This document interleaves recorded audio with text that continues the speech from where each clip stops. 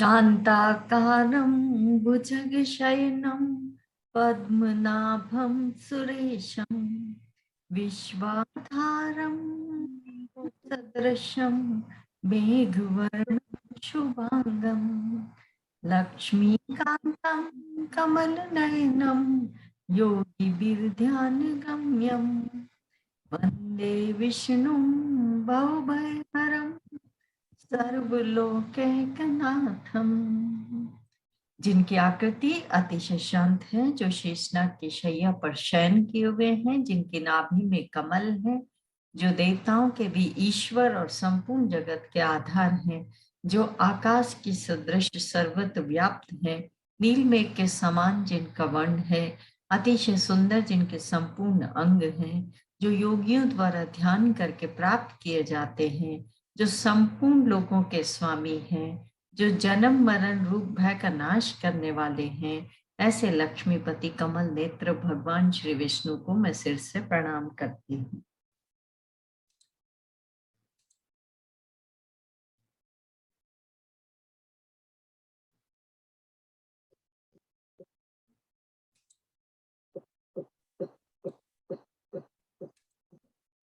शुरू करें क्या?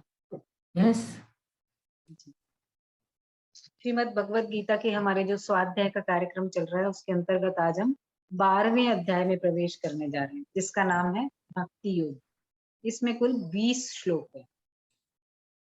अब इस अध्याय को शुरू करने से पहले हम ये जानने की कोशिश करते हैं कि भक्ति क्या है, भक्ति किसको कहेंगे। तो भक्ति का जो शाब्दिक अर्थ है वो है सेवा करना या भजना, या ईश्वर के प्रति परम प्रेम होना, उसी को भक्ति कहते हैं। अब परम प्रेम होने को भक्ति कहेंगे तो क्या हम अपने परिवार से की भक्ति करते हैं? क्योंकि हम उनसे तो प्रेम करते ही हैं, अपनी वस्तुओं से, अपने परिवार से, अपने स्थान से।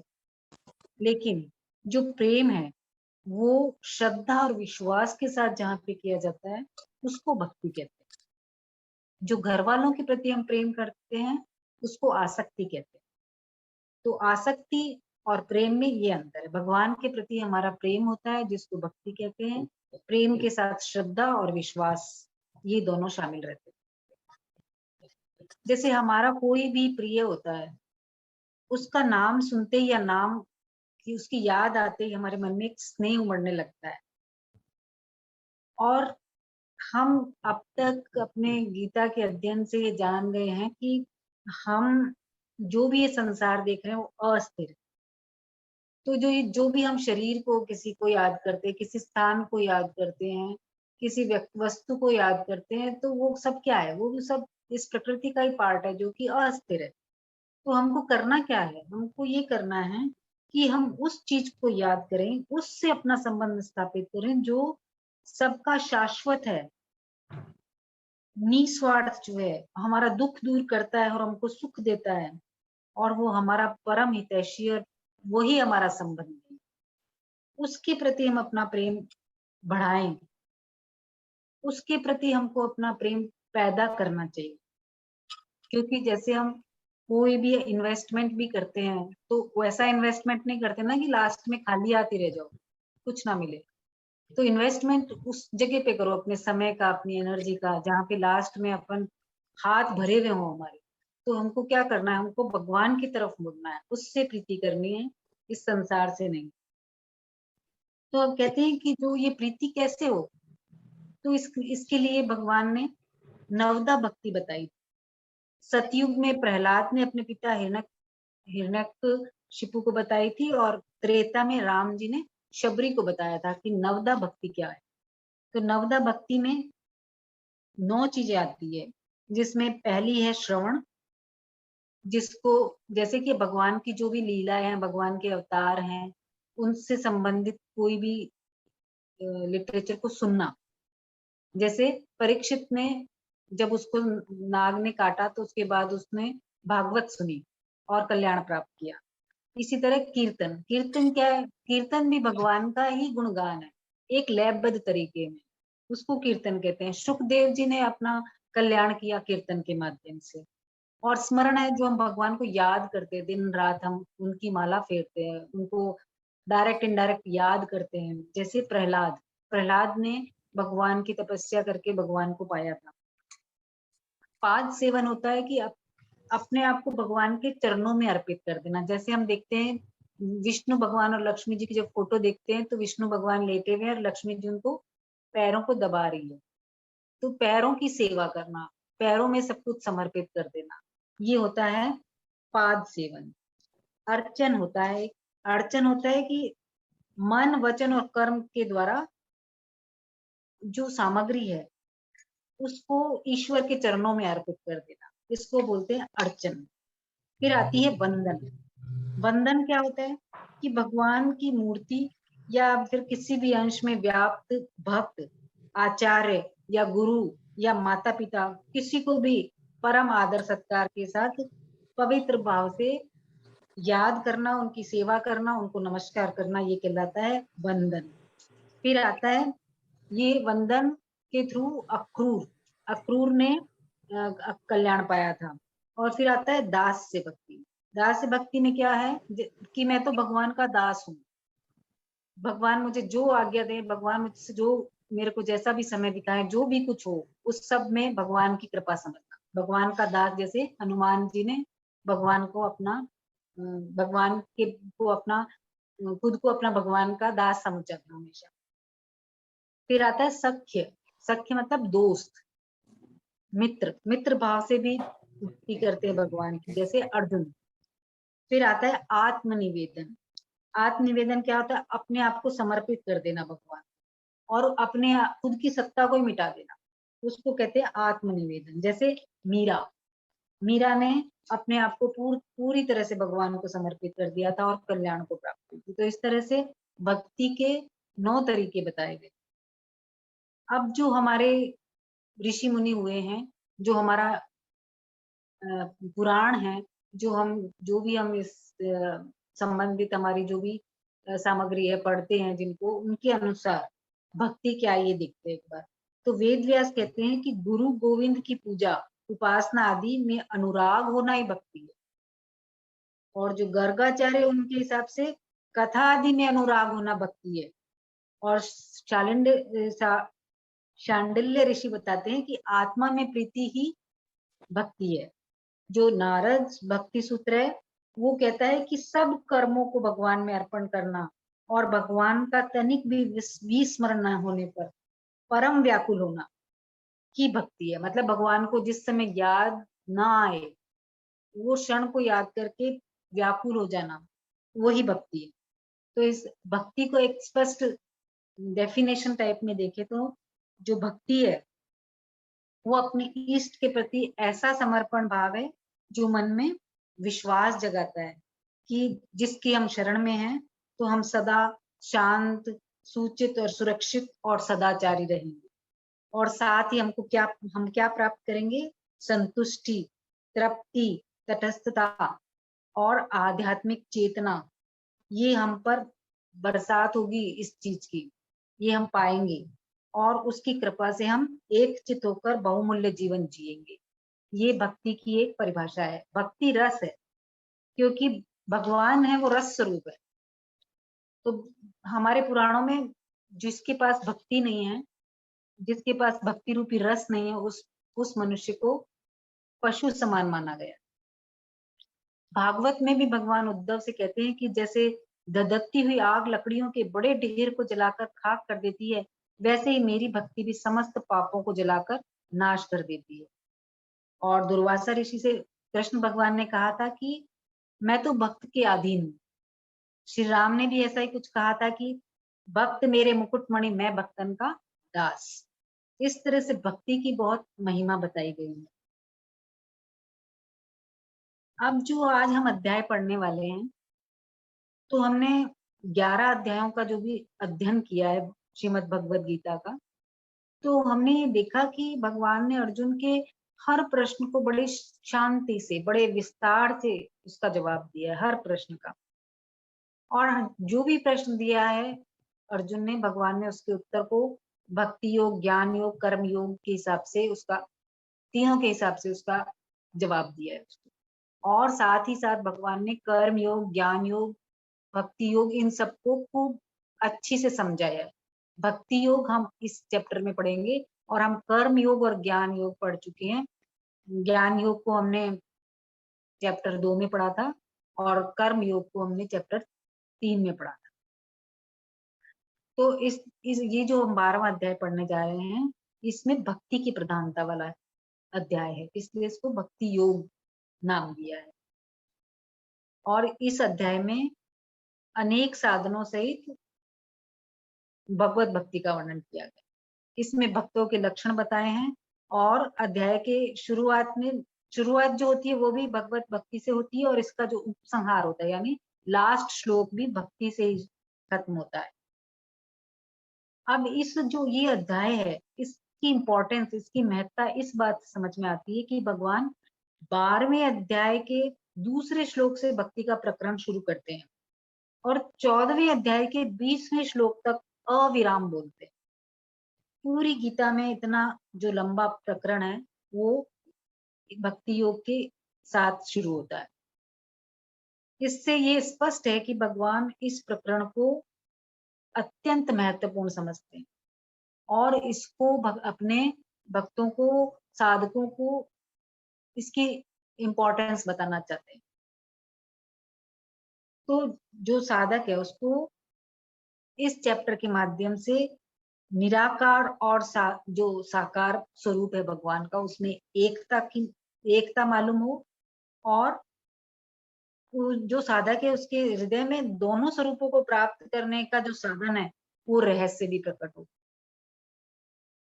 सिद्ध भक्तों और ज्ञानियों के आदर और आदर्श लक्षणों से वो परिचित हो और संसार से संबंध विच्छेद की जो महत्ता है वो उनको समझ में आए। इन बातों को विस्तार से कहने के लिए भगवान की विशेष रुचि दिखती है। तो भगवान के हृदय में जीव जो है उसके कल्याण का भाव आता है, जो भाव है रहता है उसको प्रकट करवाने का श्रेय अर्जुन के ने जो प्रश्न किया है, पहला प्रश्न, उससे होती है। अर्जुन का पहला जो प्रश्न है भक्ति योग में, वो भगवान की कृपा से ही अर्जुन ये सब क्वेश्चन पूछ पा रहे हैं। तो अब हम शुरू करते हैं 12वां अध्याय। ओम श्री परमात्मने नमः। अथ द्वादशोऽध्यायः। अर्जुन उवाच एवं सततयुक्ता ये भक्तास्त्वां पर्युपासते ये चाप्यक्षरम् अव्यक्तं तेषां के योगवित्तमाः। जो भक्त इस प्रकार निरंतर आप में लगे रहकर आपकी उपासना करते हैं और जो अविनाशी निराकार की ही उपासना करते हैं, उनमें से उत्तम योगवेत्ता कौन है। अब इसमें अर्जुन भगवान से प्रश्न कर रहे हैं कि अब यहाँ पे भगवान को अर्जुन का प्रश्न है कि जो भक्त इस प्रकार मतलब जो हमने 11th चैप्टर भी पढ़ा था उसमें जो लास्ट श्लोक था उसमें भगवान ने कहा था कि हे पांडव, जो मेरे लिए कर्म करता है, मेरे ही परायण है और मेरा ही भक्त है और आसक्ति रहित प्राणी मात्र के साथ निर्वैर है, वह भक्त मुझे प्राप्त होता है। तो अर्जुन इस चीज से, इस बात को सुनकर भगवान की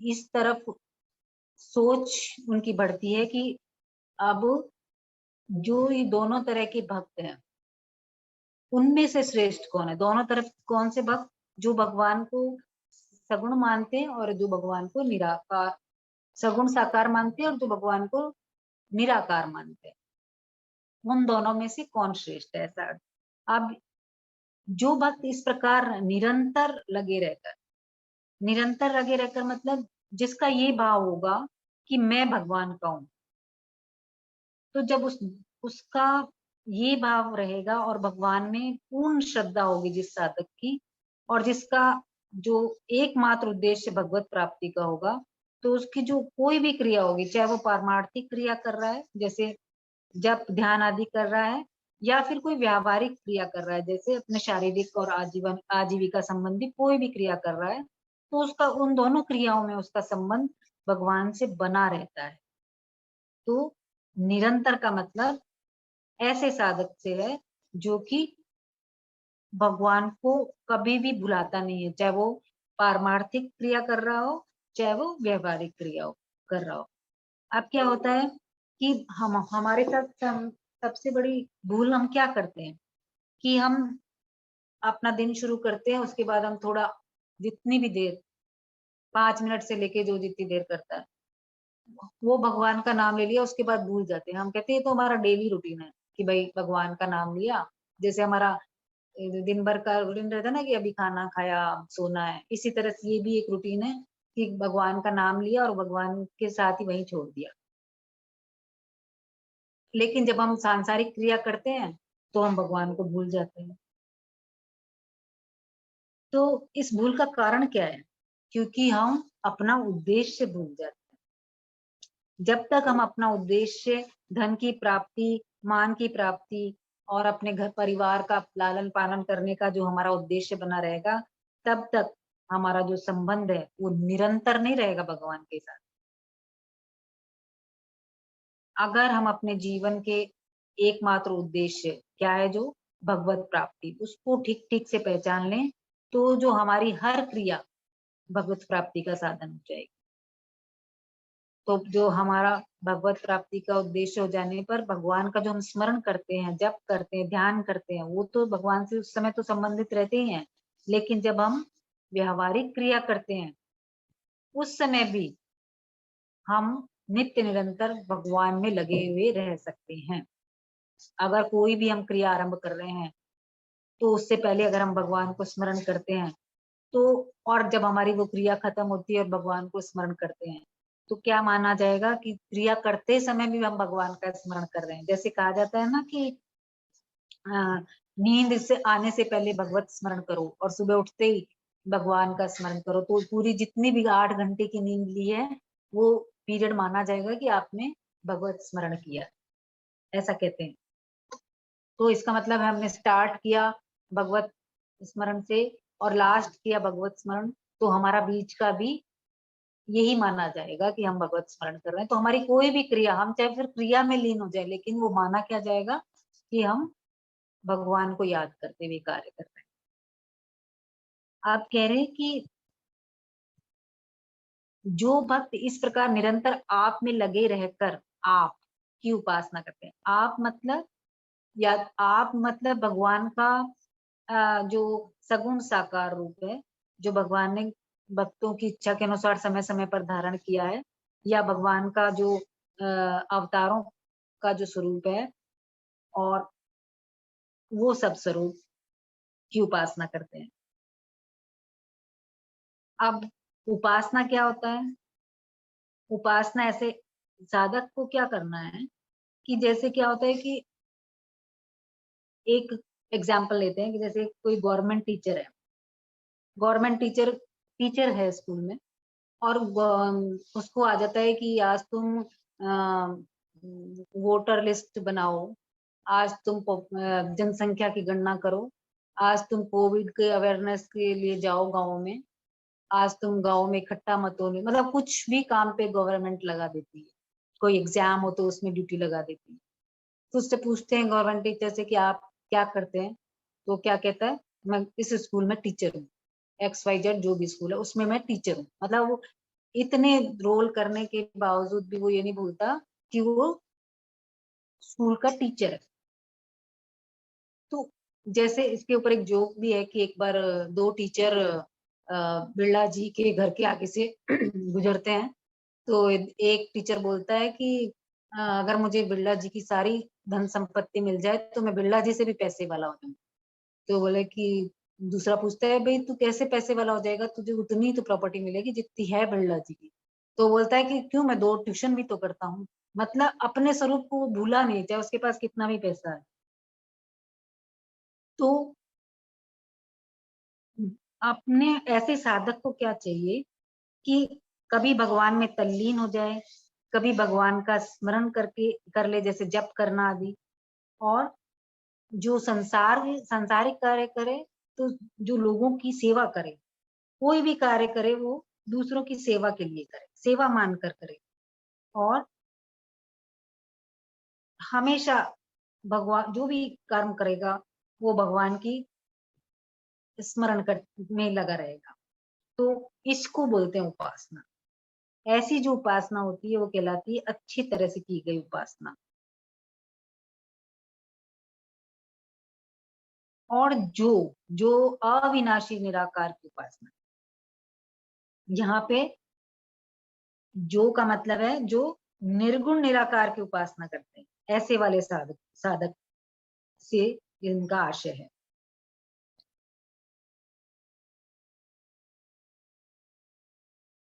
अब यहाँ पे कह रहे हैं कि अविनाशी निराकार। अविनाशी मतलब जिसका विनाश नहीं होता। वो किसके लिए कहा गया है? वो कहा गया है अविनाशी जो है वो कौन है? सच्चिदानंद घन परम ब्रह्म, उसका वाचक है ये। इसको निराकार क्यों कहा है? क्योंकि इसको इसको कोई आकार नहीं दिया गया, इसको व्यक्त नहीं किया गया, अव्यक्त है ये। तो इसको क्या बोलते हैं? निर्गुण निराकार ब्रह्म, इसका वाचक है ये।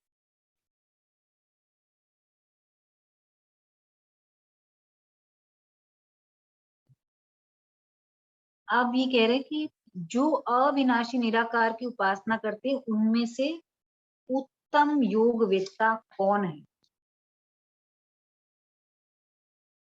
मतलब जो सगुण साकार की उपासना करते हैं, समझ गए? सगुण साकार मतलब जो कि भगवान को हम किसी रूप में मान के, भगवान के किसी भी रूप को, किसी भी अवतार को मानकर उसकी फिर पूजा करते हैं। और दूसरा होता है निर्गुण निराकार। निर्गुण निराकार ये होता है कि हम भगवान की उपस्थिति मानते हैं लेकिन कोई आकार नहीं मानते, उसको बोलते हैं ब्रह्म, निर्गुण निराकार ब्रह्म। तो अर्जुन का पहला प्रश्न है कि इन दोनों में से उत्तम योगवेत्ता कौन है? आगे चले। श्री भगवान उवाच मय्यावेश्य मनो ये मां नित्ययुक्ता उपासते श्रद्धया पर्योपेताः ते मे युक्ततमा मतः। मेरे में मन को लगाकर नित्य निरंतर मेरे में लगे हुए जो भक्त परम श्रद्धा से युक्त होकर मेरी उपासना करते हैं, वे मेरे मत में सर्वश्रेष्ठ योगी हैं। अर्जुन ने जो ये पहला प्रश्न किया है, इसका उत्तर भगवान ने, अर्जुन ने पूछा भी नहीं था फिर भी भगवान ने इसका जिक्र किया था छठे अध्याय में। भगवान ने कहा था अर्जुन को कि संपूर्ण योगियों में जो श्रद्धावान भक्त मुझ में तल्लीन हुए मन से मेरा भजन करता है, वह मेरे मत में सर्वश्रेष्ठ योगी है। लेकिन अर्जुन उस समय भगवान की कही हुई बात को याद नहीं रख पाए या उस समय उस बात को कैच नहीं कर पाए, इसलिए उन्होंने यहाँ पे ये दोबारा प्रश्न किया। और हो सकता है भगवान को इस विषय पर हमारे लिए कुछ और कहना हो, इसलिए भगवान ने अर्जुन के मन में ये प्रश्न को पैदा किया। तो अब भगवान कह रहे हैं कि मेरे में मन लगाकर नित्य निरंतर मेरे में मन लगाकर मतलब अगर प्रेम होगा तो अपने आप मन लगेगा, मन लगाना नहीं पड़ेगा। और प्रेम होगा तो चिंतन सतह होगा। अब हम व्यवहारिक रूप में देख लें, जिससे भी हम प्रेम करते हैं उसका चिंतन करने की आवश्यकता नहीं पड़ती, वो अपने आप हमको याद आ जाते हैं। तो इस तरह से जो अपने आप स्वतः ही याद आते हैं उनको स्मरण करना नहीं पड़ता, उनको नित्य निरंतर स्मरण होता रहता है। जब जब कोई साधक का ये ध्येय बन जाता है कि भगवान मेरे हैं और मैं भगवान का हूँ, ये ही भगवान में लगने की बात। क्योंकि अगर हम अपना स्वयं का उद्देश्य दृढ़ कर लेते हैं तो हमारी जो मन और बुद्धि है वो भी भगवान में लग जाते हैं। अगर भगवान का प्राप्ति का उद्देश्य नहीं हो स्वयं का, तो मन और बुद्धि भी भगवान में लगाने का कितना भी प्रयत्न कर लो, पूरी तरह से भगवान में नहीं लग पाते। जब हम स्वयं अपने आप को भगवान का मान लें, तभी भगवान में हमारी बुद्धि और मन तल्लीन हो जाते हैं।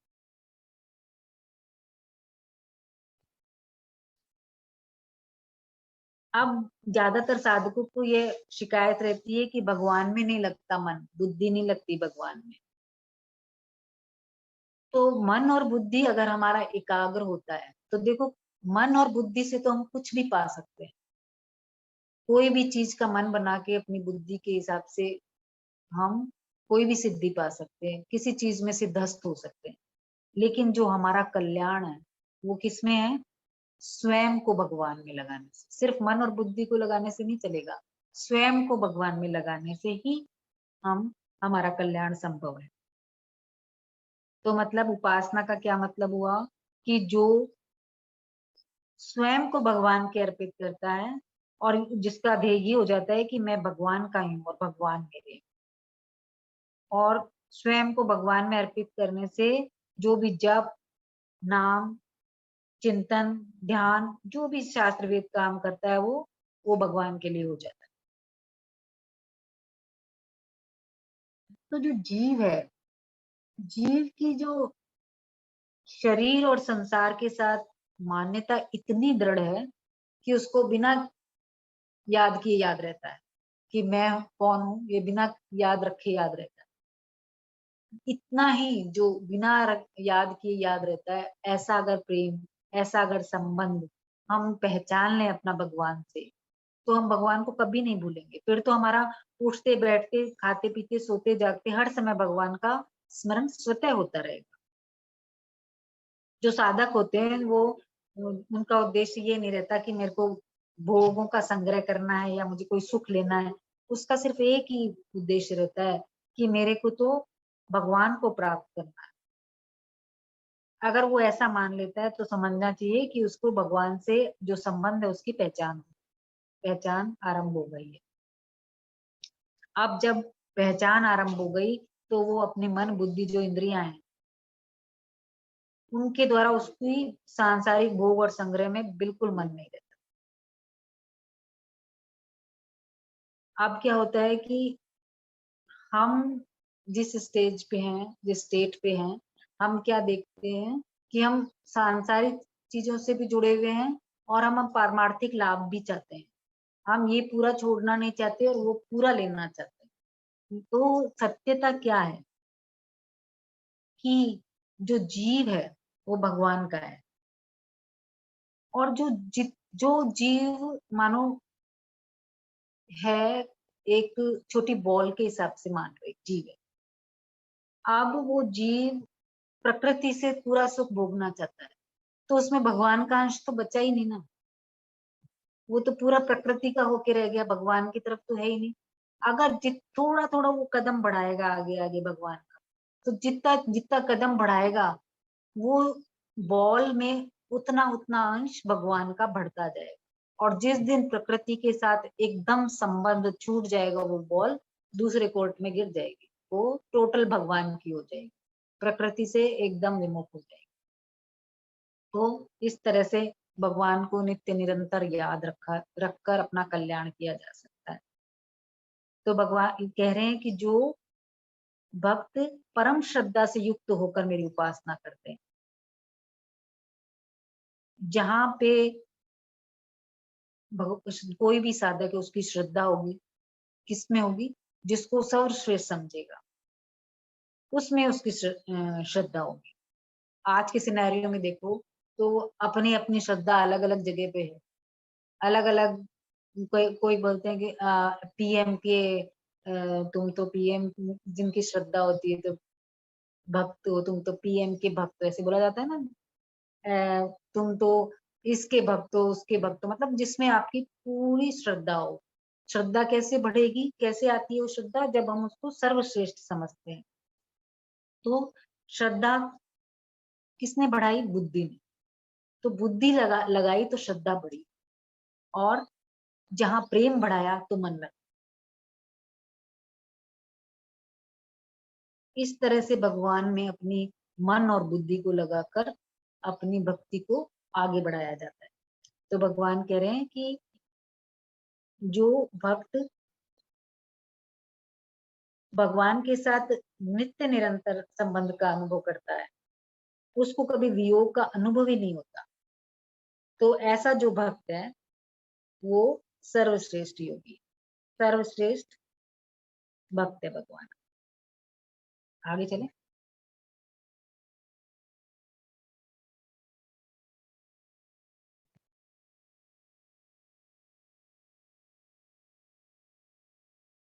ये त्वक्षरं निर्देश्यम् अव्यक्तं पर्युपासते सर्वत्र गम अचिन्तयं च कूटस्थम् अचलं ध्रुवम् सन्नियम्येन्द्रियग्रामं सर्वत्र सम्बुद्धयः ये प्राप्नुवन्ति मामेव सर्वभूतहिते रताः।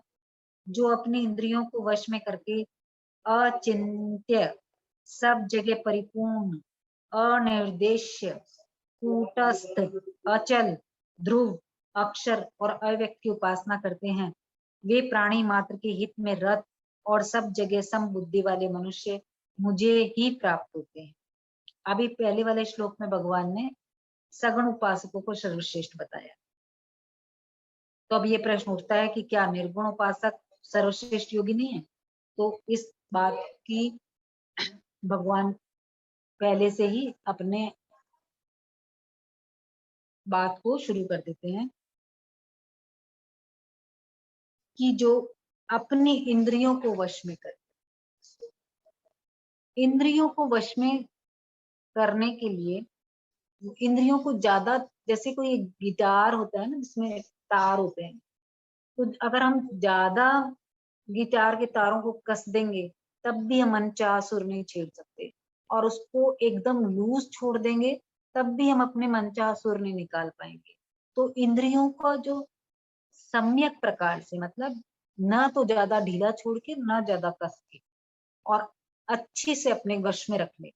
जब न तो तार ढीले होते न तार कसे होते, तब जो बजाने वाला होता है वो कितने अच्छे सुर निकालता है, यानी कि उसका पूरा उस पर कंट्रोल है। तो इस तरह से हमारी इंद्रियों पे अपना कंट्रोल आ जाता है। इतनी इंद्रियां कंट्रोल में आ जाती है कि वो किसी और विषय में नहीं जाती। इंद्रियां अगर अच्छे से वश में ना हो तो जो निर्गुण तत्व है, जिसकी हमने कोई हमारे कोई तस्वीर नहीं है, जिसको हम किसी तरह से, जिसका हम हमारे मन से बुद्धि से हम उसको सोच नहीं सकते, तो उसकी उपासना करना कठिन हो जाता है। क्योंकि जो, जैसे हमने भगवान का कोई रूप माना है, जैसे कृष्ण जी माना है या राम जी माना है या कोई देवी माना है, गणेश जी माना है, जो भी रूप हम मान के अगर ध्यान करते हैं, जो भी सगुण भगवान की उपासना करते हैं, ध्यान करते हैं उनके लिए, तो हमारी जो इंद्रियां हैं वो क्या होती है, उस विषय में लग जाती है, वो भगवान की स्वरूप में लग जाती है। तो इंद्रियों को उसके विषय मिल गए तो वो इधर उधर नहीं जाती। लेकिन जो निर्गुण उपासना करते हैं उनके चिंतन का कोई आधार नहीं होता। तो उनकी जो इंद्रियां हैं उसको वो अगर ठीक तरह से कंट्रोल नहीं कर पाएंगे तो उनका जो मन है, जो विषय इंद्रियां हैं, वो दूसरी तरफ जाएंगी। कोई भी विषय में उसके मन और इंद्रियां जा सकती हैं। तो ऐसे फिर उसका जो साधक है, विषयों का चिंतन होने से उसका पतन हो सकता है। तो जो निर्गुण उपासक है उसके लिए बहुत जरूरी है कि उसकी जो इंद्रियां हैं वो पूर्ण तरह से वश में, केवल बाहर से वश में नहीं कि वो ये नहीं खा रहा या यहाँ नहीं जा रहा, भीतर से भी उसका जाने का मन ही नहीं है, उसको जाना ही नहीं है, उसको उसके खाने की तरफ ध्यान ही नहीं गया।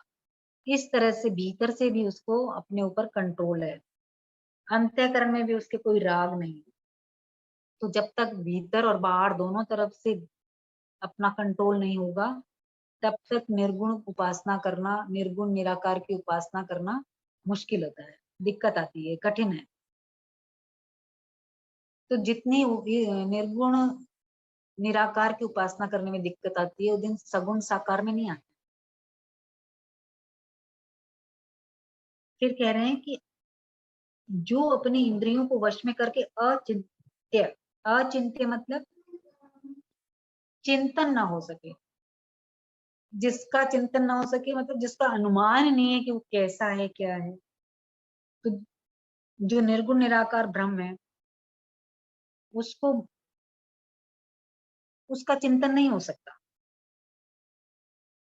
क्योंकि ये मन और बुद्धि का विषय नहीं है। जो भी प्रकृति के पदार्थ हैं वो सब तो उनको तो हम चिंते हैं वो तो, लेकिन जो परमात्मा है जो प्रकृति से भी अतीत है, उन जितने भी पदार्थ हैं उन सबसे विलक्षण है, तो प्रकृति की सहायता के बिना उनका चिंतन और वर्णन नहीं किया जा सकता। तो भगवान को स्वयं से ही जाना जा सकता है, प्रकृति के जो मन कार्य हैं, मन और बुद्धि, उनसे नहीं जान सकते। अचिंत्य का मतलब ये। फिर आता है सब जगह परिपूर्ण। हम जानते हैं कि भगवान को हम वासुदेव सर्वम, ये हम जानते हैं, हमने अब तक पढ़ा है कि भगवान सब जगह विराजमान है। तो सब देश काल वस्तु व्यक्ति में भगवान पूर्ण रूप से है, इसको बोलते हैं सब जगह परिपूर्ण। अब सब जगह परिपूर्ण होने के कारण, सर्वव्यापी होने के कारण, जो हमारी मन और बुद्धियां हैं, इनसे भगवान को ग्रहण नहीं किया जा सकता। फिर कह रहे हैं अनिर्देश्य।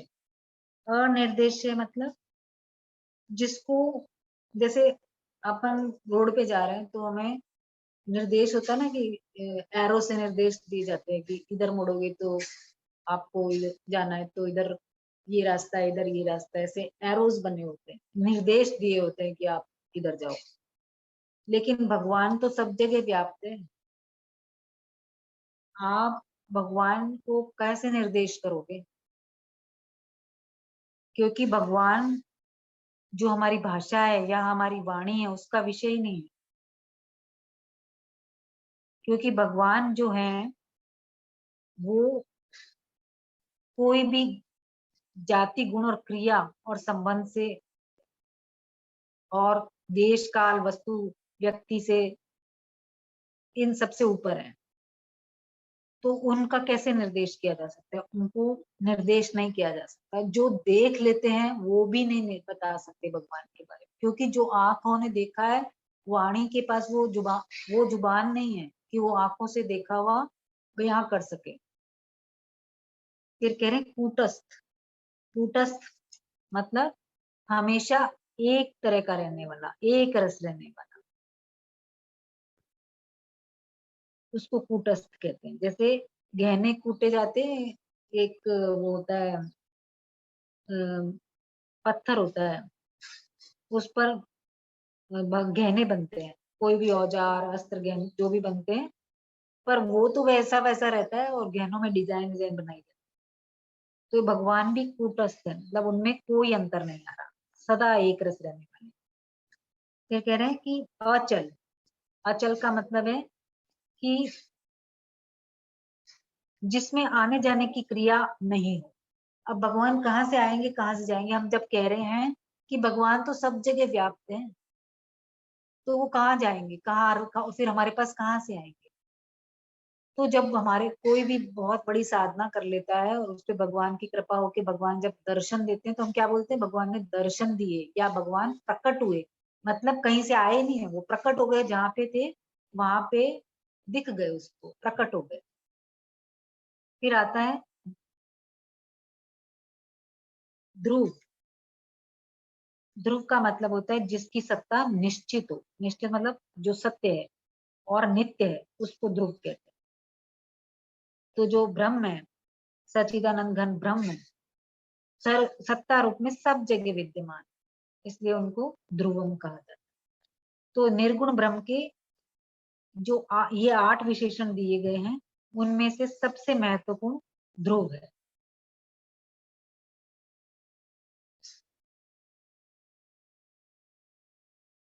क्योंकि ये ऐसा इसलिए है कि जो अनिर्देश, अचिंत्य आदि जो भगवान के विशेषण बताए गए हैं, तो कोई ऐसा ना समझ ले कि भाई इनकी तो सत्ता ही नहीं है, इसलिए उसको यहाँ पे ध्रुव विशेषण दिया गया है, ताकि उस तत्व की सत्ता है, निश्चित सत्ता बताई गई, इसकी सत्ता का कोई अभाव नहीं है। और जो संसार है उसको उसी से ऊर्जा मिल रही है, सत्ता मिल रही है। ये कह रहे हैं अक्षर, अक्षर होता है जिसका कभी विनाश न हो, अव्यक्त जो व्यक्त न हो, जो कि मन बुद्धि और इंद्रियों का विषय ना हो, थोड़ा जिसका अज्ञान कोई थो, रूप या आकार नहीं, उसको अव्यक्त कहते हैं। अज्ञान थो थोड़ो। उपासना करते हैं, मतलब जो निर्गुण उपासक है उनके लिए कह रहे हैं कि जो ब्रह्म की उपासना करते हैं। फिर आगे कह रहे हैं वे प्राणी मात्र के हित में रख। अब देखो, हम कर्म योग के लिए पढ़ा था हमने कि जो आसक्ति, ममता, कामना और स्वार्थ का त्याग करके कर्म योग का साधन किया जाता है, दूसरे की सेवा की जाती है। जो मनुष्य है वो अपना जो शरीर है, धन संपत्ति, पदार्थों को अपना और अपने लिए न मानकर दूसरों की सेवा में लगाता है। तो जो उसकी आसक्ति, ममता, कामना है, उसका अपने आप त्याग हो जाता है। तो जिसका उद्देश्य प्राणी मात्र की सेवा करना है, वो तो अपना शरीर और जो भी उसके पास पदार्थ है वो प्राणियों की सेवा में लगाएगा। शरीर को दूसरों की सेवा में लगाने से अहंता, और जो हमारे पास पदार्थ हैं उसको दूसरों की सेवा में लगाने से हमारी ममता खत्म होती है। जो साधक होता है उसपे पहले से ही लक्ष्य रहता है कि जो पदार्थ सेवा में लग रहे हैं वो जिसकी सेवा वो कर रहा है उसी के लिए भगवान ने मुझे तो एक माध्यम बनाया है उसकी। तो कर्म योग का जो साधन है, प्राणियों के हित में रहना, ये बहुत जरूरी पार्ट है आपकी साधना का। क्यों? क्योंकि जब आपने जो भी पाया है एकांत में रह के, ज्ञान योगी क्या एकांत में करता है अपना उपासना, तो आपने एकांत में जो पाया है क्या सचमुच पाया, वो तब पता चलता है जब आप व्यवहार में आते हैं, जब आप लोगों के बीच में आते, तब आपको अपनी उपलब्धि का पता चलता है कि आप जो सोच रहे हो कि आपने किसी अपनी इंद्रियों को वश में कर लिया या अपने मन में वश में कर लिया, या अब आप ऊपर उठ गए हो थोड़े, तो वो जब आप व्यवहार करते हो तो आपको समझ में आता है कि मैंने मेरी साधना कहाँ तक पहुंची है। तो जो भी जब आप इस तरह से साथ अपना दूसरों के हित में अपने आप शरीर और अपने पदार्थ लगाते हैं, तो इससे क्या होता है कि कर्मों से संबंध विच्छेद हो जाता है। तो इसलिए ये ज्ञान योगी के लिए भी इस तरह की साधना जरूरी है। जो शरीर और पदार्थ से जो सेवा की जाती है वो तो सीमित होती है, और जो प्राणी मात्र के हित का भाव रखकर जो सेवा की जाती है वो असीम होती है। इसलिए भाव का बहुत इंपॉर्टेंस है।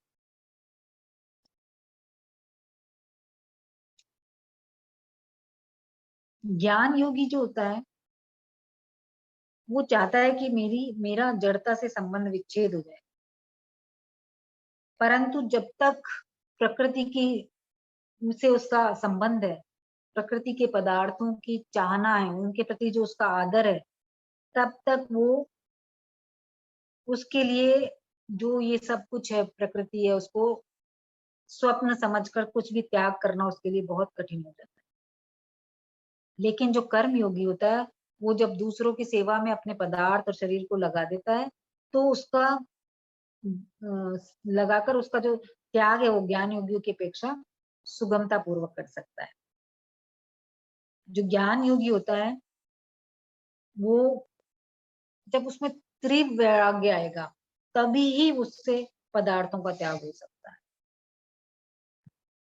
तो जो प्राणियों के हित में पदार्थों का सदुपयोग करने से जड़ता से सुगमता पूर्वक संबंध विच्छेद हो जाता है। अब जो सगुण साकार के उपासक हैं और जो निर्गुण निराकार के उपासक हैं, तो दोनों के लिए ही संपूर्ण प्राणियों के हित का भाव रखना जरूरी है। अगर हम अपना हित और संपूर्ण प्राणियों का हित अलग अलग मानेंगे तो हमारे में एक अहम बना रहे। जो अहम है वो साधक के लिए बहुत बाधा बनता है, बहुत बाधक होता है। तो हमारा कल्याण किसमें, हम अपने इस अहम को मिटा दें। जब अपने लिए कोई भी साधन किया जाएगा तो उसमें अहम बना रहेगा। इसलिए इस अहम को मिटाने के लिए जो भी कार्य कर रहे हैं, खाना पीना सोना जप ध्यान कुछ भी, वो संसार के हित के लिए करना चाहिए और संसार के हित में ही अब मेरा हित है, इस तरह का हमारी सोच होनी चाहिए। जो भगवान है, इतनी बड़ी शक्ति है, फिर भी वो परहित में लगे हुए हैं, तो हम तो कुछ भी नहीं है। तो जो सबके हित में लगेगा, भगवान की शक्ति उसके साथ रहेगी। आप कह रहे हैं कि सर्वत्र सब जगह समबुद्धि वाले मनुष्य। समबुद्धि क्या होती है? एक भाव से सबको देखना। एक भाव से सबको देखना संभव नहीं है, क्योंकि हमने पहले एक अध्याय में पढ़ा है कि ब्राह्मण गाय हाथी और कुत्ता, इन 5 प्राणियों के नाम गिनाए थे कि बोला था कि उनके साथ व्यवहार में समता होना संभव नहीं है। तो व्यवहार में समता होना संभव नहीं है, लेकिन हम उसमें उस तत्व की समता कर सकते हैं कि सब में एक ही तत्व विद्यमान। इस तरह से हम सर्वत्र समबुद्धि हो सकते हैं, समबुद्धि हो सकते हैं। जो साधक है वो अपनी बुद्धि से देखता है, सब परमात्मा को देखने की कोशिश करता है, लेकिन जो सिद्ध हो जाते हैं वो उनकी बुद्धि में ही परमात्मा रहता है।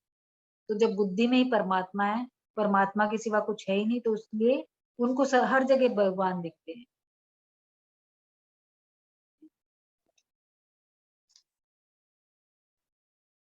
फिर भगवान कह रहे हैं कि सब जगह समबुद्धि वाले मनुष्य मुझे ही प्राप्त होते हैं।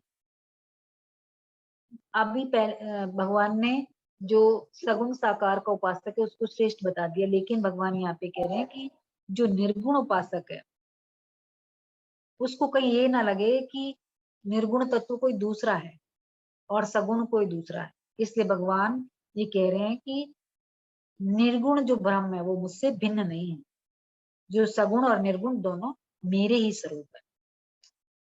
आगे चले।